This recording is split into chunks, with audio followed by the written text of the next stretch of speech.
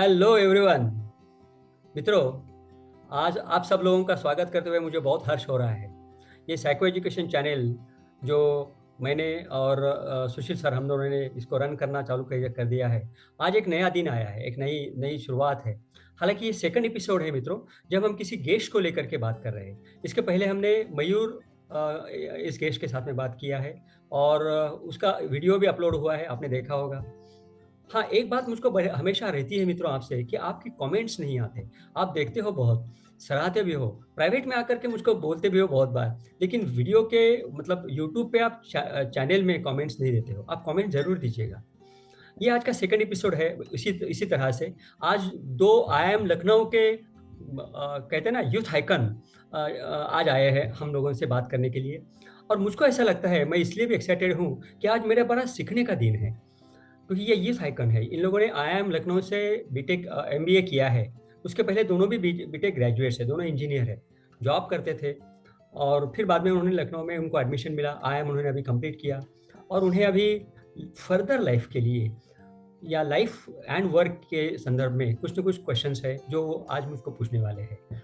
और सुशील सर भी उनके साथ में है कि उन्हें भी वो क्वेश्चंस रिलेवेंट लगने वाले हैं, तो वो भी पूछने वाले हैं। तो मित्रों मित्रों मुझको ऐसा लगता है कि आज की ये शाम बहुत रंगदार, बहुत रंग लाने वाली है, क्योंकि मैं आज बहुत सीखने वाला हूँ। तो अगर आप सीखने के मूड में हो, जैसे कि सुशील सर भी है, तो सब लोग तैयार हो जाइएगा और आखिरी तक के इस वीडियो को देखिएगा, ताकि आपको पता चले कि क्या क्वेश्चंस है, उसमें क्या आंसर मिल रहे हैं और हम क्या सीख रहे हैं। ठीक है ना मित्रों। हालांकि देखो मित्रों, आदित्य कोकाटे आज हमारे साथ में है, जो आईआईएम लखनऊ से एमबीए कर चुके हैं। आदित्य कोकाटे ने पहला बीटेक, उनका ग्रेजुएशन जो था वो वीएनआईटी से किया, नागपुर से। वो मुंबई के रहने वाले हैं और अभी वो आईआईएम करके पता नहीं इंडिया में रहते हैं या बाहर जाते हैं। और उन्हीं के साथ में जिन्होंने एमबीए किया, वो ओंकार घोड़के भी आईआईएम लखनऊ से पास आउट हुए हैं। वो पुणे के हैं बेसिकली। उन्होंने पुणे से ही बीटेक किया है और फिर बाद में लखनऊ से आईआईएम करके, अब पता नहीं वो यहाँ रहने वाले हैं या आगे वर्ल्ड उनके लिए तो प्लेटफॉर्म है। तो हमारी सदिच्छा और हमारी शुभेच्छा दोनों के लिए यही है कि आप इसी तरह से, कहते हैं ना कि fly high in the heights in the sky. कभी जरूरत पड़े, कभी याद आए तो हमको भी याद करिएगा। तो शुरुआत करते हैं। पहले सुशील सर से बात करना चालू करते हैं। सुशील सर के बारे में तो आपको पता ही है मित्रों, है ना। सुशील वालुंज ये दो सब्जेक्ट्स में पोस्ट ग्रेजुएट है, एक मैथमेटिक्स और एक इकोनॉमिक्स। और आपको पता नहीं होगा, 10,000 की लोक वस्ती वाले, उनको नहीं लगता उनका गांव छोटा है। मुझको लगता है, मैं नागपुर का हूँ, कि एक छोटे से गांव से आए हैं और पुणे में गोखले इंस्टीट्यूट ऑफ इकोनॉमिक्स में, जो कि बहुत बड़ी इंस्टीट्यूट है, शायद इंडिया के पहले 10 इंस्टीट्यूट में एक ऐसा गोखले इंस्टीट्यूट ऑफ इकोनॉमिक्स का नाम है। वहाँ पर वो पीएचडी कर रहे हैं। आने वाले 2 ही साल में हम लोग सब उन्हें डॉक्टर सुशील करके कहना चालू करेंगे, है ना। तो चलिएगा, आज ये बडिंग यूथ आइकन है, तीनों भी यूथ आइकन है। इनके साथ में मैं भी थोड़ा सा यंग हो चला हूँ और मेरे भी खुशी का ठिकाना नहीं है। चलिए सीखते हैं। हम शुरुआत करते हैं दोनों से और चॉइस देते हैं आदित्य या ओंकार को। या सुशील सर, आप शुरुआत करना चाहेंगे, कुछ बात बताना चाहेंगे दोनों के बारे में? सर, मैं ओंकार या आदित्य दोनों में किसी ने भी स्टार्ट किया तो भी चलेगा। उनका क्वेश्चन मुझे भी हालांकि पता नहीं है, तो आप क्वेश्चन अच्छा। पूछ लो जो सवाल है। बाद में मैं मेरी कमेंट दूंगा यदि मुझे कुछ उसके ऊपर और ऐड करना है। तो ओंकार। ओके ओके, जी। क्या मैं टॉस कर सकता हूँ सुशील सर? देखिए, देखिए हमारे पास में ए नाम है आदित्य का, ओ नाम है ओंकार का, तो ए ओ हो गया है ये, है ना। तो शुरुआत करते ए से, क्या कहते हो? Yes sir. Definitely sir. Okay, चलिए आदित्य, ओके सर। आप ही शुरुआत करिए, क्या क्या पूछना है आपको? ओके सर, सो जैसे आपने राइटली बोला था सर कि अभी हमने बीटेक किया, उसका जॉब किया और उसके बाद अभी पोस्ट ग्रेजुएट भी अभी कंप्लीट किए पिछले 2 साल में। तो अभी फिर से हमारे प्रोफेशनल लाइफ चालू हो गए, जहाँ पे हम कॉर्पोरेट्स के लिए फिर से काम करना चालू करेंगे। हालांकि आई थिंक मेरा सवाल is more on the personal side. तो मुझे इस बारे में जानना था कि अभी आई थिंक मेरे एज के मेरे बैचमेट जो है, और इनफैक्ट मेरे फैमिली में भी ऐसे बहुत बार ऐसे कॉन्वर्जेशंस आते हैं कि अभी पोस्ट ग्रेजुएशन भी हो गया है, अच्छी नौकरी भी लग गई है, तो एक अभी शादी के बारे में सोचना चालू करो। तो आई थिंक मुझे आज का ये कॉन्वर्जेशन, गिवन आपका इतना वास्ट एक्सपीरियंस है, तो मुझे डेफिनेटली आपसे इस टॉपिक पे जानने में बड़ी दिलचस्पी रहेगी। तो आई थिंक वो टॉपिक अपन आगे डिस्कस कर सकते हैं। जी बिल्कुल, बहुत अच्छी बात है। शादी का टॉपिक तो एवरग्रीन टॉपिक है।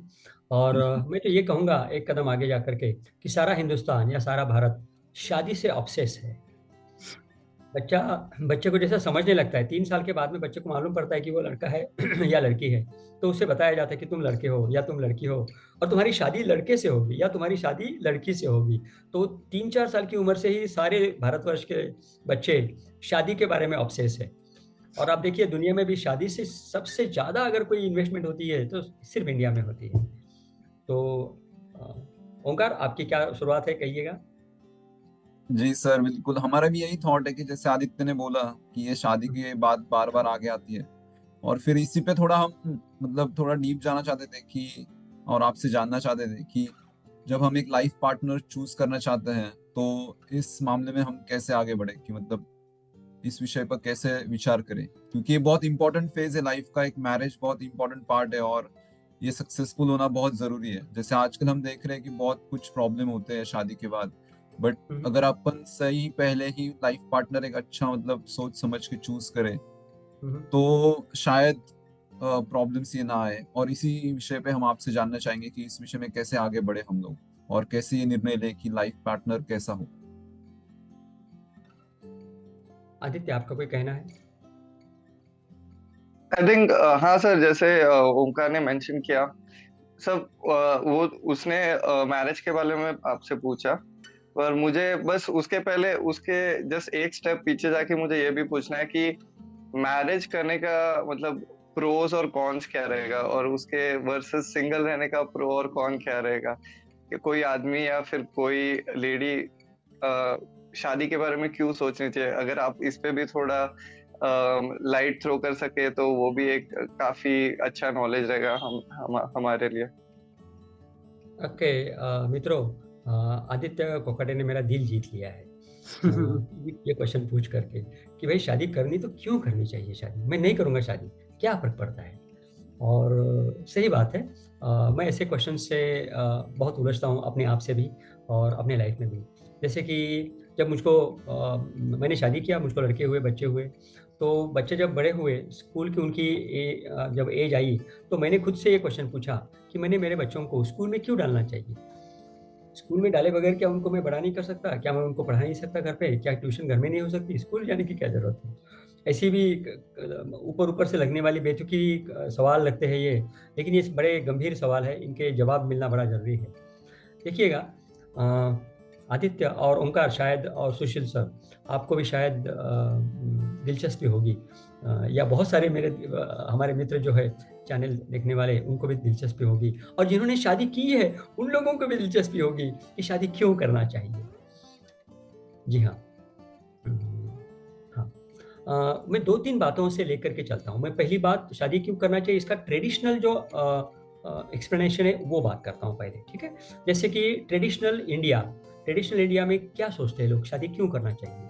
तो आमतौर पे लोग सोचते हैं शादी कंपेनियनशिप के लिए करना चाहिए, है ना। आप जब बड़े हो जाते हो तो आपको आपके ख्याल करने वाला, आपके साथ में वक्त गुजारने वाला, जिंदगी बिताने वाला कोई चाहिए, इसलिए आपको शादी करने की जरूरत है। लेकिन आजकल लिव इन रिलेशनशिप के कारण उसकी ज़रूरत नहीं बढ़ती है लोगों को। लिव इन रिलेशनशिप में वो ज़रूरत खत्म हो गई है। कोई कहेगा सेक्स के लिए शादी करना चाहिए, तो सेक्स के लिए शादी करने की कोई ज़रूरत नहीं है, ये कई लोग बोलेंगे। तो इसीलिए वो ट्रेडिशनल जो थॉट है थोड़ा सा बैक सीट पे जा रहा है। लेकिन मैं और एक ट्रेडिशनल थॉट को लेकर के आपके समक्ष आना चाहता हूँ मित्रों। शादी क्यों करना चाहिए, ट्रेडिशनल इंडिया क्या कहता है। देखिएगा, ट्रेडिशनल इंडिया को अगर आप थोड़ा सा फिलोसॉफिकल इंडिया के साथ में जोड़ेंगे, क्योंकि ट्रेडिशनल इंडिया हमेशा से फिलोसॉफिकल इंडिया से जुड़ा हुआ है, और आपको तो पता है कि मैं फिलोसॉफी के साथ में बहुत अंदर से जुड़ा हुआ हूँ। तो वो फिलोसॉफिकल स्ट्रीम को या फिलोसॉफिकल लिंक को लेकर के मैं थोड़ा आगे बढ़ना चाहूंगा मित्रों। देखिएगा, शादी क्यों करना चाहिए, मैं जब मुझको लगता है 6वीं में जब मैं था, 7वीं में था, तो मेरे मन में विचार थे शादी करनी चाहिए। तो इन विचारों को लेकर के मेरे माँ ने एक बार मुझको एक बात बताई थी। मुझको याद है, हमारे घर में सामने का जो वरांडा था और उसके सामने बहुत बड़ा आंगन था, तो वरांडे में हम बैठे थे और शाम का समय था और माँ ने मुझको बताया ये बात, जिसके कारण बॉम्ब फूट गया मेरे दिमाग में। मुझको माँ ने बताया कि तेरी शादी तेरे नेचर से अपोजिट नेचर के लड़के से होगी। मैं 6वीं में 7वीं में था यार, मैं लड़की के बारे में या पार्टनर के बारे में सपने संजोया करता था, बहुत किताबें पढ़ता था, बहुत कहानियां पढ़ता था, कादम्बरी बहुत पढ़ता था। और माँ ने बताया तेरे से अपोजिट नेचर वाली लड़की मिलेगी। मैंने बोला ये क्या बात कर रही है माँ, मुझको तो लगता था कि मेरे नेचर के साथ में मुझको समझने वाली, मैं जिसका नेचर को समझूंगा ऐसी लड़की से मैं शादी करूंगा। अब माँ ने बताया, मैं तो मातृभक्त व्यक्ति, मैंने बोला धक्का खाया। और धीरे धीरे जब मैं बड़ा हुआ तब मेरे समझ में आई बात, माँ ने भी कुछ बातें समझाई, मैंने भी कुछ बातें पढ़ी। देखिएगा, मेरे अपोजिट नेचर के लड़की से मैं अगर शादी करूंगा तो क्या करना ही चाहिए या होती ही है, क्या फायदा होता है उससे? यही आंसर है आपके क्वेश्चन का आदित्य। देखिएगा, अर्धनटेश्वर आपको पता है ना, शिव जी की मूर्ति एक तरफ से पुरुष दिखती है, एक तरफ से स्त्री दिखती है। तो अगर अपनी बात करूं तो बायोलॉजिकली तो मैं सेक्स, मतलब मेरा जो ये है सेक्स है, मेल सेक्स है, मेरा जेंडर भी मेल है। जेंडर ये अलग बात होती है, कभी बाद में बात कराऊंगा। तो मैं सेक्स से मेल हूं, लेकिन मेरी डेवलपमेंट मेल बनकर के होगी, लेकिन फीमेल बनकर के मेरी डेवलपमेंट तो होना ही नहीं है ना। तो एक्स वाई दोनों क्रोमोसोम्स मेरे पास में है, लेकिन एक्स के क्रोमोसोम को मैं डेवलप ही नहीं करूंगा। एक्स के क्रोमोसोम को डेवलप करने के लिए मेरे पास में कोई तो आइडियल होना चाहिए ना, जो एक्स को लेकर के बड़ा हुआ है, जैसे कि कोई लड़की, जैसे कि कोई फीमेल। क्योंकि अगर मैं मेल हूं तो मेल ने फीमेल के साथ शादी क्यों करना चाहिए? क्योंकि मैं उसे देख करके इवॉल्व कर सकता हूं मेरे खुद के एक्स जेंडर को, मेरे खुद के एक्स के जो कैटेगरी कैरेक्टरिस्टिक्स है, वो एक्स के कैरेक्टरिस्टिक्स को मैं डेवलप कर सकता हूं। क्योंकि मैं रोजाना सुबह से शाम उठते बैठते सोते जागते किसी फीमेल के साथ में बात कर रहा हूं, तो मैं उसे डेफिनेटली नोइंगली अननोइंगली इमिटेट करूंगा, उसके विचार समझूंगा।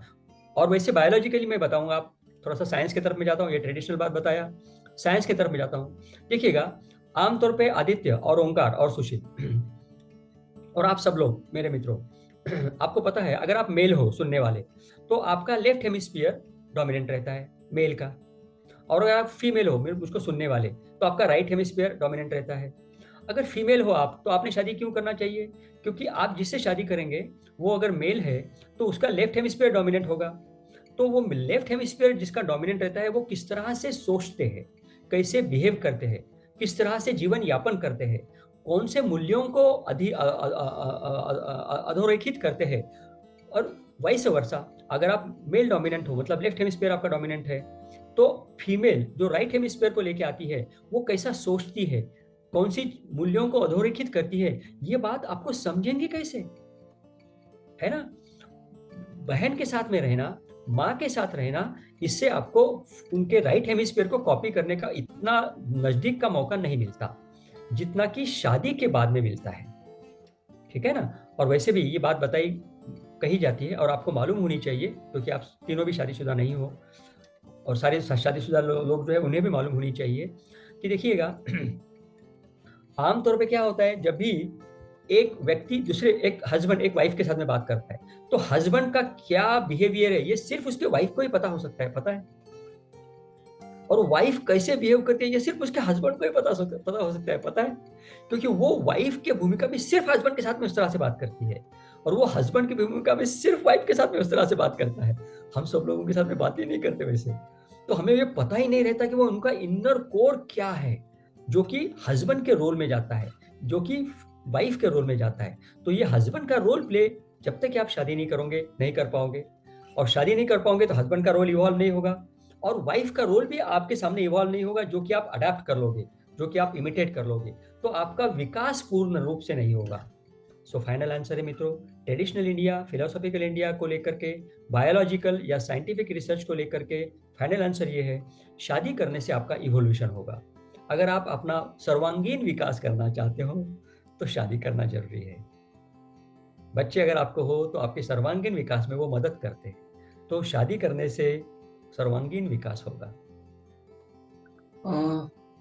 ओंकार या आदित्य, कुछ सवाल है आपके इसी टॉपिक के ऊपर? कोई शक? कोई शक है?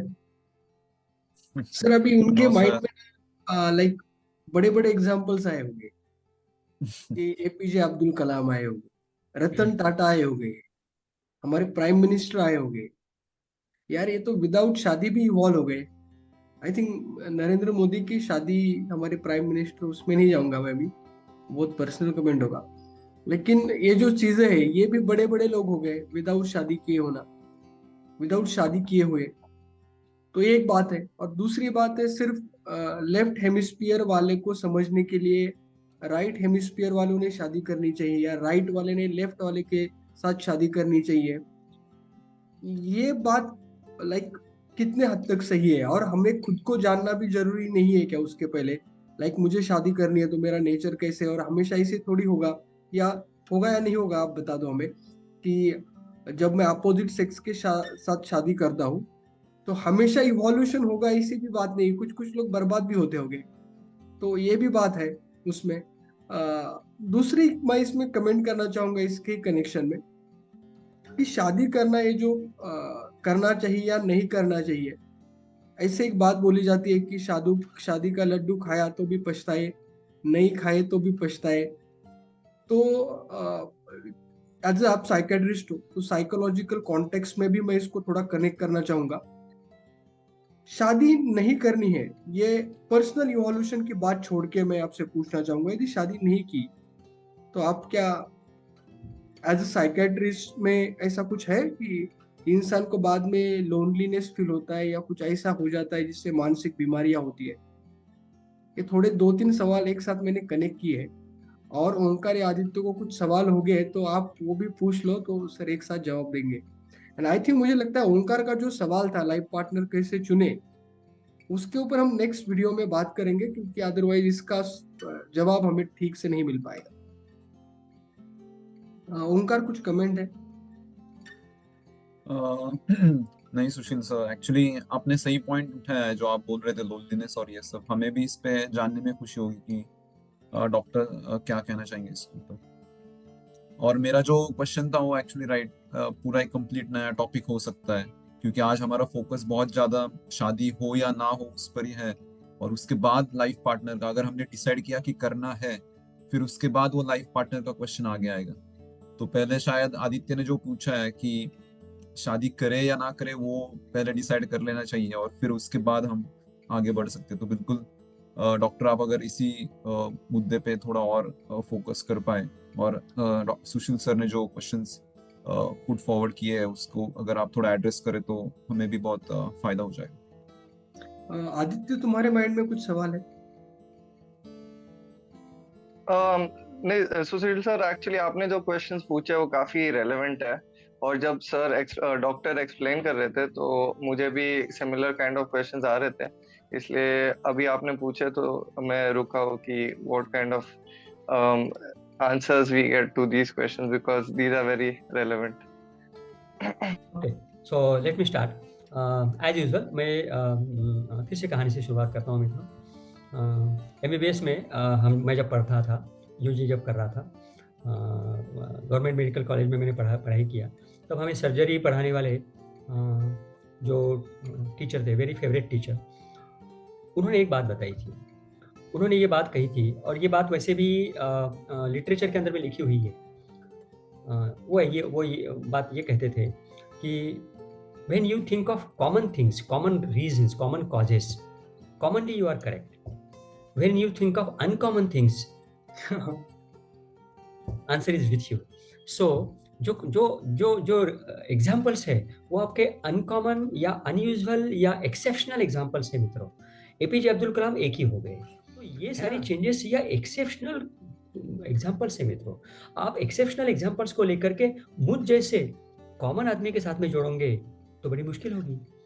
हो सकता है आप तीनों की तीनों एक्सेप्शनल होंगे, तो हो सकता है आप तीनों को शादी करने की जरूरत नहीं होगी, मत करना, है ना। लेकिन मैं आपके जैसा एक्सेप्शनल नहीं हूँ। मैं हमारे सुनने वाले कॉमन लोग जो है उनके जैसा एक व्यक्ति हूँ, और मुझको ये लगता है कि नहीं, मेरा शादी होने से इवोल्यूशन होने की संभावना ज्यादा है, क्योंकि मैं पॉजिटिव माइंड सेटअप रखता हूँ, जो कि रखना चाहिए। इसीलिए मुझको हमेशा ये लगता है कि शादी होने के बाद में मेरा इवोल्यूशन होना या मेरी अधोगति ना होने की संभावना बहुत ज्यादा है। उसका कारण है मित्रों ये कि देखो, आमतौर पे मेल ब्रेन जो रहता है, मेल या जीन भी रहता है, मेल जीन जो रहते हैं उनमें भी रिस्क टेकिंग एटीट्यूड या रिस्क टेकिंग एबिलिटी रहती है। फीमेल्स में रिस्क टेकिंग एबिलिटी या एटीट्यूड थोड़ा कम रहता है। तो अगर मैं मेल हूं और अकेले जिंदगी जी रहा हूं तो मैं बहुत गलतियां करने के लिए प्रोन हो जाता हूं, क्योंकि मेरे पास में रिस्क टेकिंग एबिलिटी है। लेकिन अगर मैं फीमेल के साथ में जुड़ जाता हूं शादी के बंधन में, तो मेरी जो रिस्क टेकिंग एबिलिटी है या एग्रेशन है उसे कम करने के लिए मेरी वाइफ डेफिनेटली मुझको मददगार हो सकती है ना। यस। मेरी वाइफ के साथ में मैं उलझ जाता हूँ या मेरी उसके साथ में नोकझोंक होती है या झगड़ा होता है, इसका मतलब ये नहीं है कि मेरी शादी टूटने को आएगी। शादी में हस्बैंड वाइफ का झगड़ा अगर हो जाए या उनमें अगर बेबनाव हो जाए या नोकझोंक हो जाए या उनकी ना पटे, इसका मतलब ये नहीं है कि वो अपने आप से रूठ जाएंगे। इसका मतलब ये नहीं है कि वो अपने आप से प्यार नहीं करते। इसका मतलब ये नहीं है कि वो अपने पार्टनर से प्यार नहीं करते। मित्रों, आप जिनके साथ में उठते बैठते हो, जिनके साथ में जिंदगी बिताते हो, उनके साथ में आपके वैचारिक मतभेद होने से दुश्मनी पैदा नहीं होती है। और दुश्मनी पैदा ना हो ऐसा संस्कार मिलने वाला अगर कोई मकान है तो वो शादीशुदा मकान है मित्रों।